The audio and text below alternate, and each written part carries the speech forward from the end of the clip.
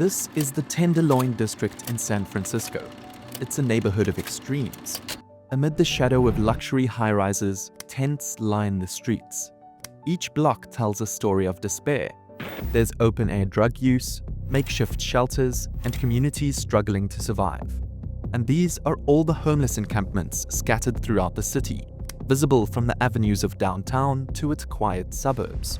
Today, San Francisco is dealing with over 8,300 homeless residents. According to data released today from San Francisco's point-in-time count conducted in January, the number of homeless people is at a record high. About half are unsheltered, living in cars, tents, or on the street. Decades of incredible spending have failed to address the crisis, leaving neighborhoods like the Tenderloin as ground zero for its fallout. The city's wealth is concentrated among the few, and the rest have to kind of just deal with it. But how did it come to this? To answer that, we've got to first go back to the 1930s, when city planners and politicians took out their red pens and started drawing lines through neighborhoods. In 1935, the federal government's Homeowners Loan Corporation, or HOLC, began creating so-called residential security maps for 239 cities, including San Francisco. These maps were designed to guide banks in evaluating the risk of issuing home loans. The results were bad. Entire neighborhoods, like the Fillmore District and Chinatown, were marked in red, the lowest rating, based on their ethnic demographics. Officials claimed that these areas posed a hazardous risk for investment, not because of their actual economic performance, but because they were home to many marginalized groups. The process wasn't just abstract policy. Local real estate boards, lenders, and city leaders worked hand in hand with federal guidelines to institutionalize these practices. Maps were updated and redrawn to cement racial segregation. Homeowners in red-lined zones were denied loans to purchase or improve their properties, causing housing quality to decline. These areas were disinvested. Meanwhile, areas designated in green and blue, areas that were predominantly white, flourished with investment and development. This investment was basically redlining's central mechanism.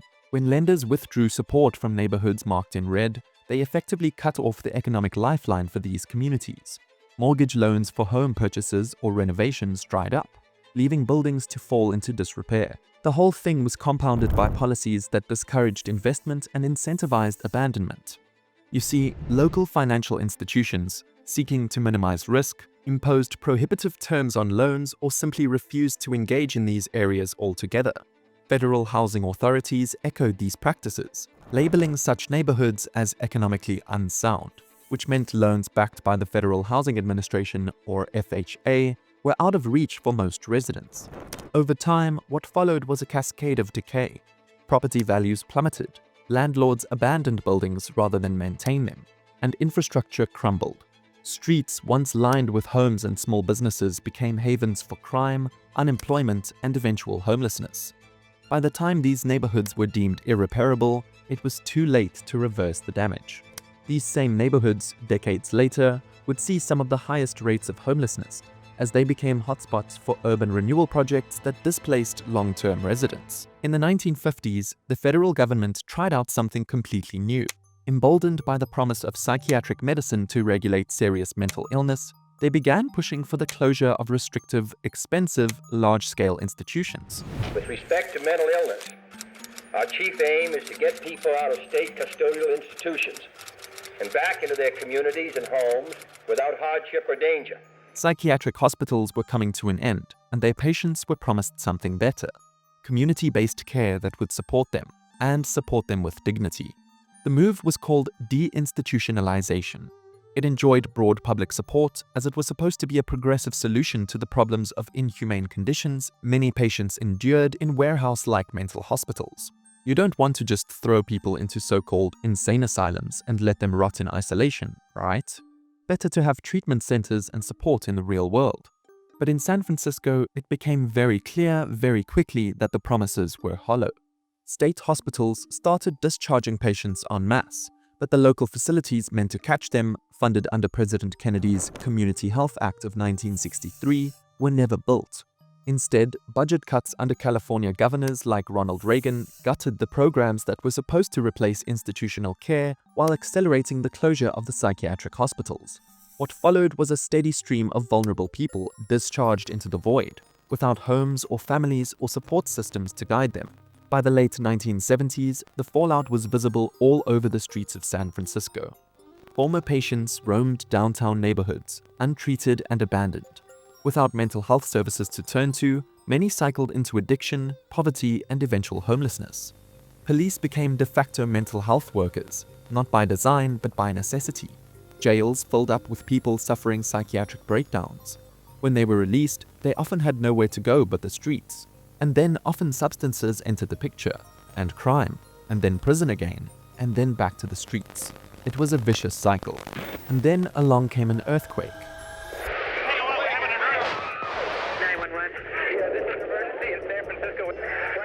On October 17, 1989, a 6.9 magnitude quake hit San Francisco. It lasted about 15 seconds, but caused over $6 billion in damages across the Bay Area. In the city itself, 16,000 housing units were destroyed or damaged, and south of Market, a working-class neighborhood, was hit particularly hard. Buildings were red-tagged as unsafe, and thousands of residents were forced out overnight. So where did everyone go? Well, many people didn't have anywhere to go. Shelters filled up almost immediately, and the city's rental market exploded as landlords jacked up prices on undamaged units. Many landlords took the opportunity to demolish their damaged properties instead of repairing them, which just further cut into San Francisco's already limited affordable housing supply. The quake didn't create the housing crisis, but it definitely amplified everything that was already wrong. Low-income families were pushed onto the streets.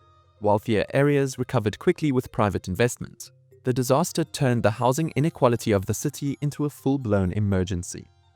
To make matters worse, the earthquake came at the tail end of a decade that saw wages decrease for many and housing prices skyrocket. In the 80s, the United States basically deindustrialized. Factory production started getting outsourced overseas, and a lot of people had to transition from working in better-paying factory jobs to working in the worse-paying service industry. At the same time, the Reagan administration made cuts to federal affordable housing programs, leaving it in the hands of state and local governments. The result in the Bay Area was terrible. Between 1984 and 1990, wages decreased while housing prices rose 100%. And then came the tech companies. The Bay Area experienced its first tech boom in the mid-90s, and companies like eBay and Yahoo flooded in. But after the dot-com bubble burst in 2000, San Francisco saw a brief reprieve. Rents dropped, and the tech workers who had crowded the city moved out. But that didn't last long. By the mid-2000s, the Bay Area was surging again. In came giants like Google, Apple, and Facebook, bringing with them lots and lots of capital and lots of employees willing and able to pay for more housing.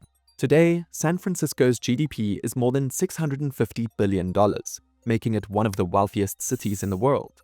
But these tech giants also brought with them the recipe for one of the largest wealth gaps in the nation. According to the San Francisco Tenant Union, San Francisco experienced the largest increase in wealth disparity of any other US city between 2007 and 2012. The poorest 20% of households saw their incomes drop by more than 17%, while households in the top 5% saw their incomes increase by 8% on average. Fast forward to 2022, and the city's median household income was an incredible $136,000. Yet 10.5% of residents lived below the poverty line. But it's not just poverty that's driving homelessness. It's affordable housing, or housing at all for that matter. The tech boom brought jobs, hundreds of thousands of them. But the housing supply didn't keep up. From 2012 to 2017, the San Francisco metro area added 400,000 jobs, but built just 60,000 housing units. The imbalance sent housing prices skyrocketing.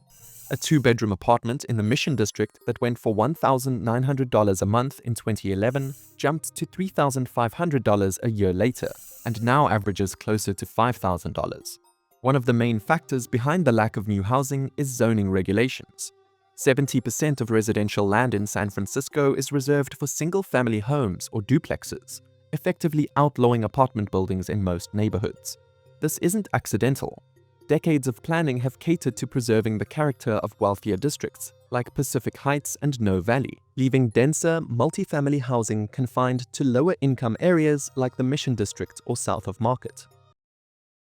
for apartment complexes often face layers of bureaucratic hurdles that can delay projects for years, while single-family homes continue being built. Efforts to shift this balance have been contentious at best. This is District 8, which includes neighborhoods like the Castro, Noe Valley, and Glen Park. District 8 is represented in San Francisco's City Council by a guy named Raphael Mandelman. In 2021, he proposed 2 new ordinances to try and change things. One aims at disincentivizing what are called monster homes, or luxury expansions of existing single-family properties. Without getting too into zoning lingo, this would basically force these projects through something called conditional use authorization, a costly and time-consuming process that would make a lot of homeowners think twice about expanding an existing single-family property, and a lot of developers consider building multifamily units instead. Mandelman's second ordinance would be to allow up to 4 units on lots near public transit, aiming to bring denser housing to areas that have been traditionally off-limits. But there's a lot of opposition to these moves. The Not in My Backyard, or NIMBY coalition, is one of the strongest. All across the country, and particularly in San Francisco, they've successfully blocked proposals like Mandelman's. The proposals are still just that, proposals. They haven't been enacted yet, largely thanks to NIMBY. A lack of new housing also means lower vacancy rates, fewer available places to live. In the first quarter of 2024, San Francisco's vacancy rate dipped below 6% for the first time before the pandemic, lower than the national average. When there are fewer vacancies, there's more demand for housing, and when there's more demand for housing, rent goes up, and more people have been unable to afford it. So you see, it's not just poverty that's driving people to the streets. It's the high rents and low vacancy rates that stem from a lack of housing, plus a widening wealth gap. Cities like Detroit and Miami, where housing is relatively available and affordable, have much lower homelessness rates than San Francisco, despite 2 to 3 times higher poverty levels. But why, of all cities, is San Francisco in the news all the time for its homeless problem? After all, New York, for example, has been experiencing the highest level of homelessness since the Great Depression in terms of sheer numbers, with an estimated 350,000 people without homes in September 2024 alone, according to the Coalition for the Homeless. Well, the thing is, though, most of New York's homeless have shelters or other people's homes to go to.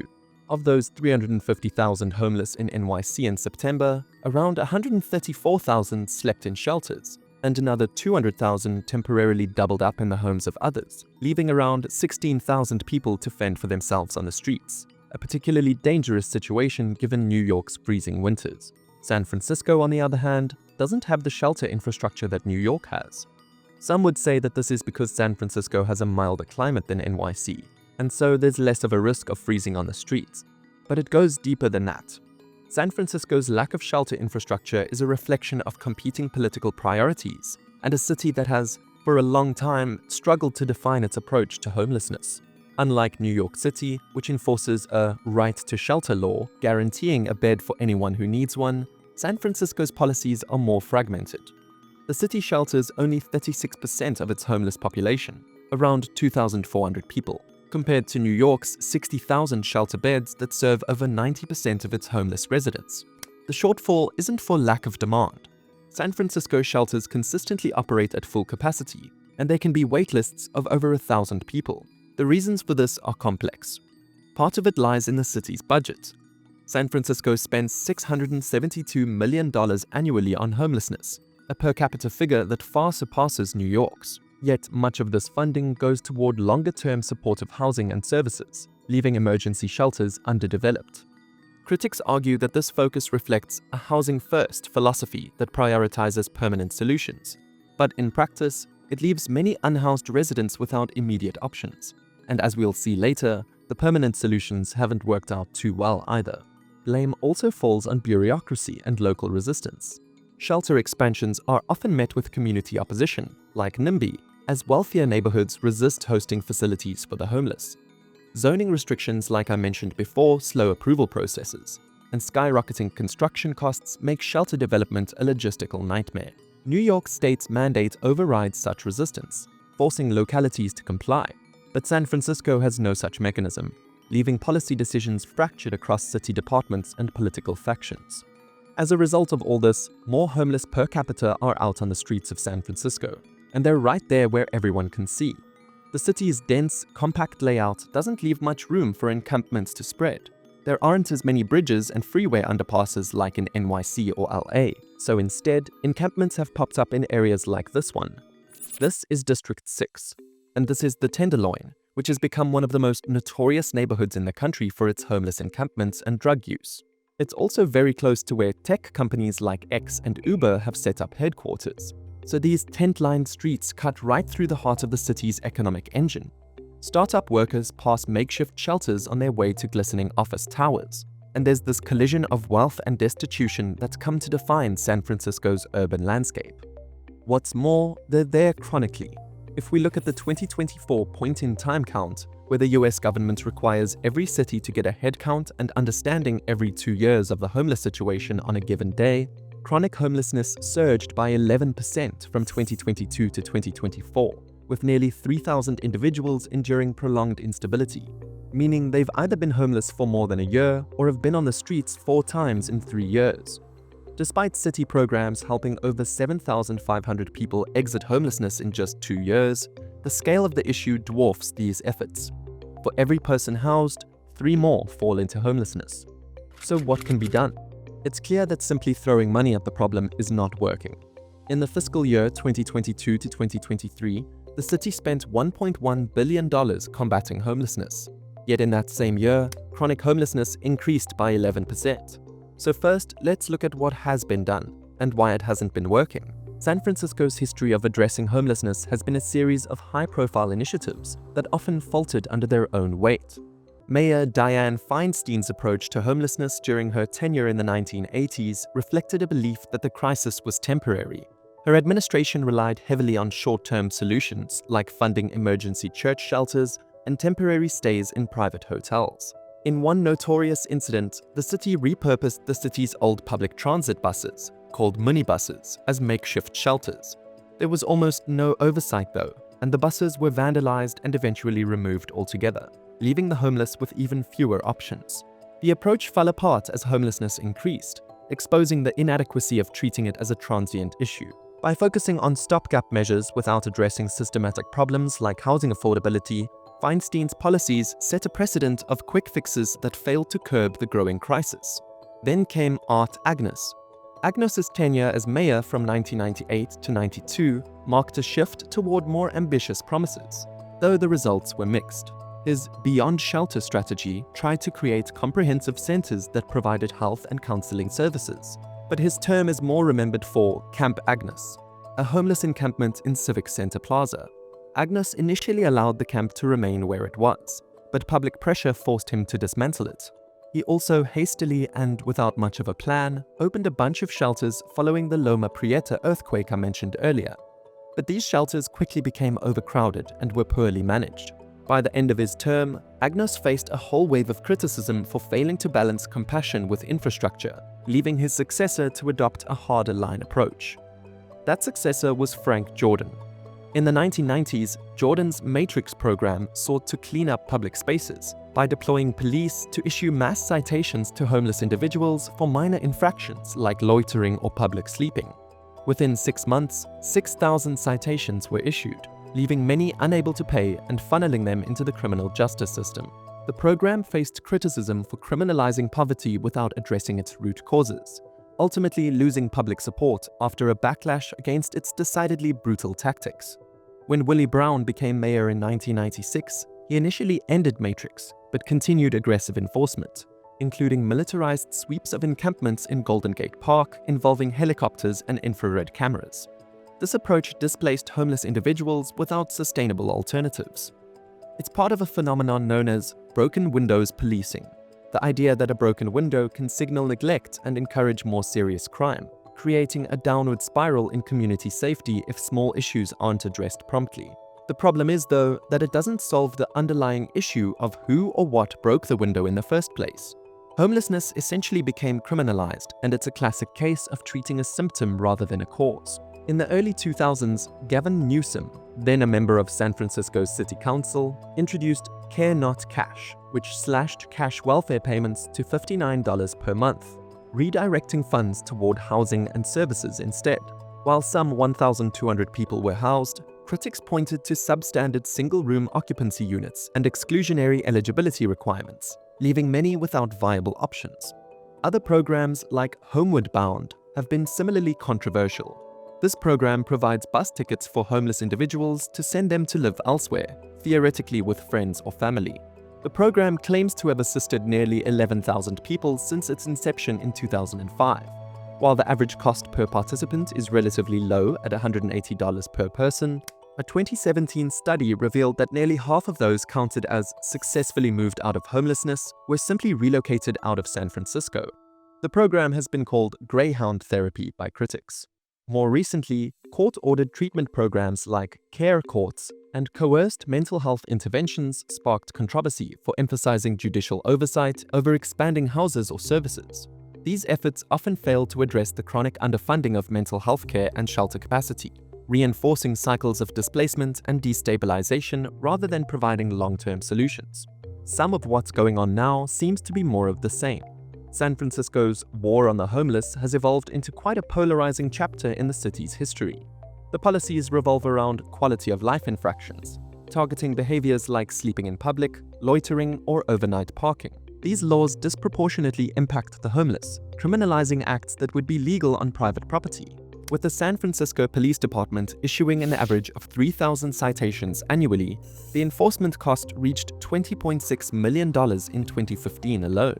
Programs like Operation Outreach, created to address homelessness-related crimes, claim to bridge policing with social services. But critics argue that they just deepen the stigmatization of homelessness under the guise of outreach. Advocates for homeless rights have pushed back fiercely. Groups like the Homeless Coalition have championed legislative efforts like the Right to Rest Act, part of the Homeless Bill of Rights campaign, to counter the aggressive criminalization of public presence. Sweeps and forced removals continue to dominate city responses, heightening mistrust between the homeless community and authorities. For many, the cycle of criminalization makes it harder to access employment or social services, entrenching their precarious living conditions. The Ninth Circuit Court, which has jurisdiction in 9 states, including California and Oregon, recently lifted a key injunction that had limited the city's ability to conduct homeless sweeps since 2023. It stems from a court case called Johnson v. Grants Pass. You see, back in 2020, the city of Grants Pass, Oregon, was sued for penalizing individuals for sleeping outside on public property, even when no shelter beds were available. Plaintiffs argued that this violated the 8th Amendment, which prohibits cruel and unusual punishment. In June 2024, the Supreme Court overturned key parts of the decision, ruling that local governments could impose restrictions on public camping, so homeless sweeps have started up again. The decision still prohibits the destruction of personal property during these sweeps, requiring the city to implement a bag-and-tag policy for belongings. The city has spent approximately $100 million on dismantling homeless encampments in recent years. Despite these efforts, overall homelessness increased by 7% from 2022 to 2024, though unsheltered homelessness dropped by 13%, reaching its lowest levels since 2015. And this is the Seabreeze encampment over in West Berkeley. At least it was the Seabreeze encampment. In 2021, it was swept, as they say.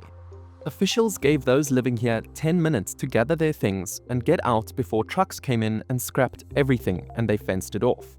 If you take things at face value, you could say sweeping is working. Between 2022 and 2024, unsheltered homelessness in Berkeley fell by 45%. But that's a figure attributed to initiatives like converting hotels into emergency shelters under programs like Project Roomkey. This program gave out hotel room vouchers to dozens of the people evicted from the Seabreeze encampment, which simply isn't sustainable. Yet some of that 45% figure is also people simply relocating elsewhere. But there are signs of hope. That 13% decrease in unsheltered homelessness is a good sign, and the most common sense solution is, well, build more shelters. As you can see from this chart, only 7% of the $848 million budget of San Francisco's Our City, Our Home Fund went towards building shelters. And the same was true of the city's Department of Homelessness and Supportive Housing budget, which allocated 21% of its $575 million budget towards shelters in 2022 and 23. One way the city tried to work on creating more shelter access was through a so-called Tiny Cabin initiative. Launched in the Mission District in 2024, The project created 60 individual cabins that can be used as transitional housing or short-term shelters, each equipped with a bed, desk, and storage space. Residents share communal facilities like bathrooms and dining areas, aiming to provide a dignified alternative to congregate shelters. However, the project's steep $113,000 per cabin price tag sparked outrage, especially as cities like Oakland achieved similar setups at a fraction of the cost. Critics questioned the sustainability of a program designed to operate for only 2 years before the site transitions to affordable housing development. Meanwhile, programs like navigation centers, which focus on low-barrier shelters, offer a model of flexibility and outreach. Here, residents can stay with their possessions, partners, and pets, conditions often missing in traditional shelters. With an exit-to-housing rate of 72% for its 1,150 clients, the centers show promise, yet their numbers are limited. The newer Street to Home program addresses this issue by cutting through red tape to house people directly from sidewalks into vacant supportive housing. Yet the program's success is limited by resource shortage, with over 1,000 housing units sitting empty due to bureaucratic bottlenecks. Together, these initiatives reflect a city struggling with the balance between innovation and systematic challenges. San Francisco's homelessness crisis often feels like a twisted game of whack-a-mole. Encampments are cleared from one neighborhood only to reappear elsewhere. Programs launch with fanfare, but their efforts are quickly absorbed by the scale of the crisis. For every 7,000 housing units built in the past 15 years, countless others have been displaced by skyrocketing rents and gentrification. The city's efforts seem perpetually reactive, redistributing rather than resolving the problem. This endless cycle reflects a deeper question. Are we addressing homelessness or merely hiding it?